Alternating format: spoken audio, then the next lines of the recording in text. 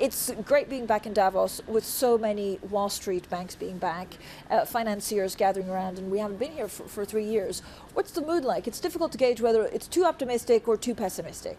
Look, I think first of all, it's great to be back because it's been 3 years since we all got back together. So it's really good seeing people, clients again. The mood is mixed. I mean, it seems like a Davos where everyone admits we are in flux. There's clearly, we had some good signs on, inflation kind of finally, have you seen the end of it? Is there light at the end of the tunnel? Yeah. Is there a reversal coming? I think interest rates have all kind of gone up, so the era of abundant, cheap money is gone. Now finally there is a supply constraint, there's a cost of capital. So companies, treasurers are all reworking, the whole cost of capital model. But I would say, there is optimism, but, our base case as we plan for our year ahead is a modest recession, a mild one, but clearly, when you're a man on the street, it doesn't feel that way. Yeah, it certainly doesn't. What does it mean for the bank? So when you look at compensation bonuses, and certain, parts of the business did great, others saw a bit more pressure. What kind of conversations are you having? I mean, look, last year wasn't great for, if I split the businesses between kind of investment banking and markets. The investment banking, we've talked about it before, it's been a pretty anemic year in terms of volumes, et cetera. So, and all the banks pay for performance. So if the performance isn't there, so the compensation isn't going to be there. On the market side, it's really been, selective depending on asset class. So commodities, rates, macro had good years.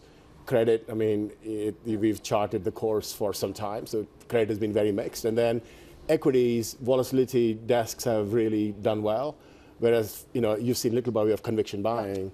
So cash equities has been kind of more muted. So in terms of compensation, and US, we think that US bonuses will be down. Europe would be the same? Absolutely. It's the performance hasn't been there. So it's not even and people understand. This is kind of, if the performance isn't there, you don't expect it. Yeah, so you don't worry about talent, retention or leaving ship or anything like that, because is it across the board? No, I don't think so. And generally, where at times like this, when you're at JPMorgan, you have the flight to quality. What business is happening. We do end up partaking in a lot of the activity. But really, I think the pay-for-performance culture doesn't go away. So. Talk to me a little bit about whether some of their staff needs to move around. I know you did a push, for example, into Paris, into France because of Brexit. Does that continue, or is it on hold? I think we've attained our steady state as it relates to Brexit. We were very early, and so a lot of the moves that had to be done, they've happened, and it's nicely settled now. I think we have all the folks wherever we need it, and I think it's working, pretty well. In terms of our investments, though, I think clearly, Chase International has been a big push for us. So we continue to hire in the UK. So in the UK, we still have about, in excess of 18,000 people. So it's still a lot of critical mass. Is the UK stabilizing? So it's interesting to, not see the Prime Minister, not see the Chancellor here, but there is a shadow Chancellor. There is the shadow Prime Minister, the Labour leader. Yeah.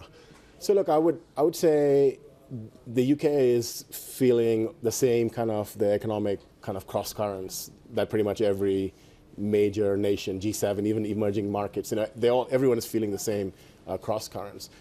But there's a bit of a kind of a nuance in the UK, and I would say the nuances are clearly there is a kind of an economic Brexit impact which needs to be replenished, and that is work in progress.